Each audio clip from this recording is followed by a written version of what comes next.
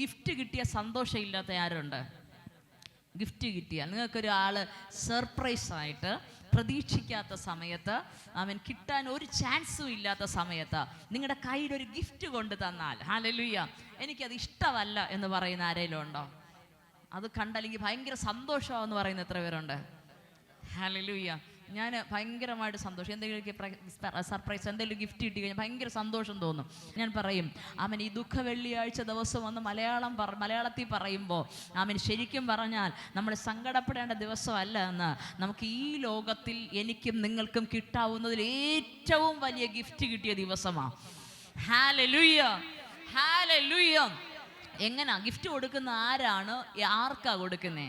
അവൻ ഒരാളോട് സ്നേഹം ഉണ്ടെങ്കിൽ ആ സ്നേഹത്തിനകത്തുനിന്ന് നിറഞ്ഞ മനസ്സോടെ, വേണ്ട എങ്ങാനും കൊടുക്കണമല്ലോ, അവൻ കൊടുക്കാതിരുന്നാൽ എന്ത് ചിന്തിക്കും എന്ന് പറഞ്ഞ് കൊടുക്കുന്നതിനെ ഗിഫ്റ്റ് എന്നല്ല പറയുക, അതിനെ ഡ്യൂട്ടി നിർവഹിക്കുക എന്ന് പറയും. ഹല്ലേലൂയ. അവൻ സന്തോഷത്തോടെ കൊടുക്കുന്ന ഒന്നുണ്ട്. ഹല്ലേലൂയ. അതിനെ ഗിഫ്റ്റ് എന്ന് പറയുന്നേ. അവൻ വചനം പറയുന്നു, അവൻ സ്വർഗത്തിലെ ദൈവം എന്നെയും നിങ്ങളെയും സ്നേഹിച്ചതുകൊണ്ട്, ഹല്ലേലൂയ, തനിക്ക് ഏറ്റവും വിലയേറിയത്, തൻ്റെ കയ്യിലുണ്ടായിരുന്നതിൽ ഏറ്റവും വിലയേറിയത് എന്ന് വെച്ചാൽ വചനം പറയുന്നു, സ്വന്തം പുത്രനെ ആദരിക്കാതെ, ഹല്ലേലൂയ, എനിക്കും നിങ്ങൾക്കും വേണ്ടി ഗിഫ്റ്റായി തന്നു. ഹല്ലേലൂയ. എന്തിനു വേണ്ടിയാ ഏൽപ്പിച്ചതെന്നേ?